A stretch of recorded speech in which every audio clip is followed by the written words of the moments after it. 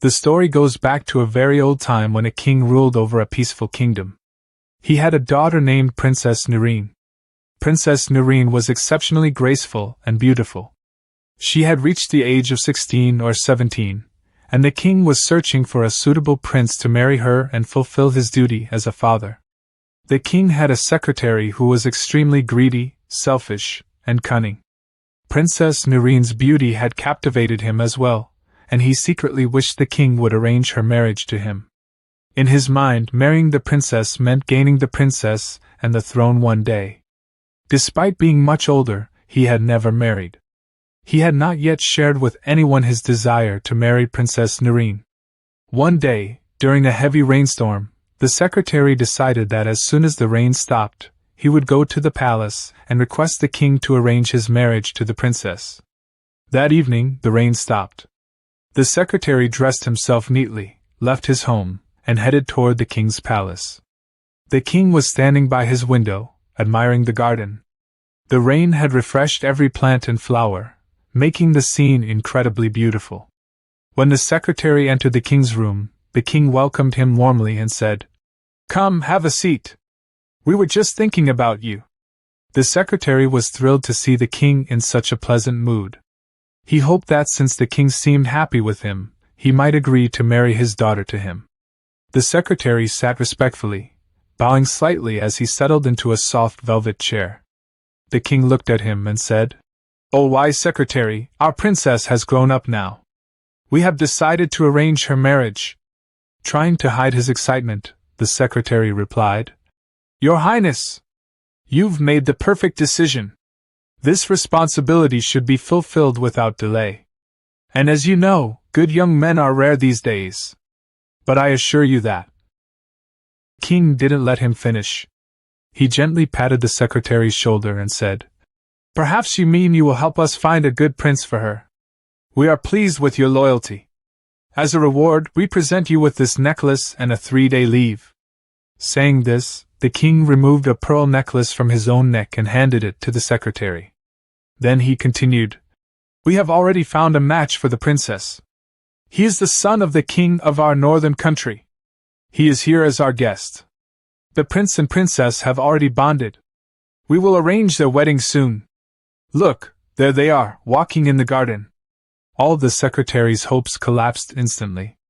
Hearing the king's words, his heart pounded violently, and sweat formed on his forehead. He stared at the king with wide-open eyes and an open mouth. "We know, dear secretary, you love Princess Nooreen like your own daughter," the king said gently. "Your expression shows how much you regret that she'll soon leave us. When we think about her going to her new home, we feel the same pain. Be patient. Daughters are considered blessings we must eventually give away." The king's voice shook with emotion. A little while later, the secretary left and went home, deeply upset that the princess would marry a prince, and not him. Since the secretary was extremely cunning, he began thinking that if he could use his schemes to kill the king, he could seize the throne, claim the crown, and marry Princess Nooreen as he wished. The secretary could not sleep that night. He kept imagining different ways to assassinate the king. Finally, a plan came to him. He decided to conspire with the king's chef to slip poison into the king's food. After the king's death, he would temporarily take over the throne and the crown. Once he controlled the country, marrying Princess Nooreen would be easy. Satisfied with this wicked plan, he finally fell asleep. The next morning, the king, queen, Princess Nooreen, and Prince Ryan sat together for breakfast in the palace. But the king looked troubled and distressed. The queen sensed immediately that something was wrong. When she asked him about it, the king spoke softly. "I had a terrible nightmare last night. I dreamt I went hunting in the forest. I grew tired, so I sat under a tree to rest. Suddenly, a black snake slithered up behind me, bit my foot, and disappeared into its hole. I was terrified, and that fear woke me." Hearing the king's dream, the queen became anxious. After breakfast, she immediately summoned the royal astrologer. She told him the king's dream and asked for its interpretation. The astrologer was extremely old, almost 100 years. His hair and beard were soft as cotton and white as snow. He listened carefully to the king's dream. Then, after flipping through his thick books and performing calculations, he addressed the queen. Your Majesty, may God grant the king a long life. An enemy has risen against him. This evil person is determined to take His Majesty's life. The snake in the dream is a clear sign pointing to this enemy. That is all I could determine. I cannot reveal the enemy's name. But I must warn you, if this enemy is not caught soon, he will use cunning and deceit to harm our honorable king. Hearing the astrologer's words, the queen was shaken. The king was deeply saddened, and tears filled Princess Nooreen's eyes. Prince Ryan, Princess Nooreen's future husband, became restless seeing her cry. He spoke with determination. Dearest princess, don't be afraid. As long as I'm alive, no one will harm the king. I promise you, I will find your father's enemy and bring him before him soon. Hearing Ryan's resolve, Princess Nooreen smiled. The king and queen felt hopeful as well. They trusted Ryan would succeed. The king rose and went to court, as it was time for the royal assembly. The queen returned to her duties. Princess Nooreen's friends arrived, and she began talking with them. Ryan stood deep in thought.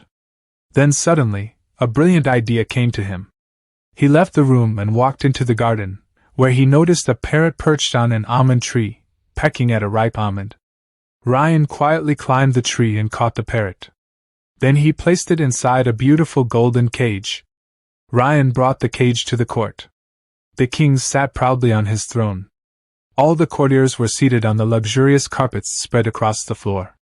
Ryan addressed the king. Your Majesty, my father sent this magical parrot for you. Please accept it. This parrot reveals the names of your enemies every Thursday morning. Tomorrow is Thursday. Whatever name it speaks, consider that person your enemy. The king understood Ryan was determined to catch the enemy. He accepted the cage and placed it beside him. The courtiers gasped in wonder at such an extraordinary parrot. But the secretary's condition worsened. Terror gripped him. He knew he was the king's true enemy, and he feared what the parrot might say. After the court session, the king hung the cage on an apple tree in the garden. When night fell, the king, queen, Princess Nooreen, and Ryan all hid in a nearby room and began watching the garden instead of sleeping. After midnight, they saw the secretary climb over the garden wall and drop silently inside. He moved quickly toward the apple tree to remove the cage. In his hand was a shining dagger. He planned to kill the parrot so it could not reveal his name. But the moment he opened the cage door, the king, queen, Princess Nooreen, and Ryan stepped out of their hiding place and confronted him. Ryan said, Your Majesty, the enemy has been caught. This is the man who is plotting to take your life. The king's eyes blazed with fury. The secretary trembled uncontrollably, unable to speak. The king immediately summoned soldiers and ordered them to arrest the secretary. The secretary confessed to everything. As punishment, all his wealth was seized, and he was exiled from the kingdom. The king and queen praised Ryan's intelligence. A few days later, Princess Nooreen and Prince Ryan were married, and they lived happily ever after. If you like this story, then please subscribe the channel.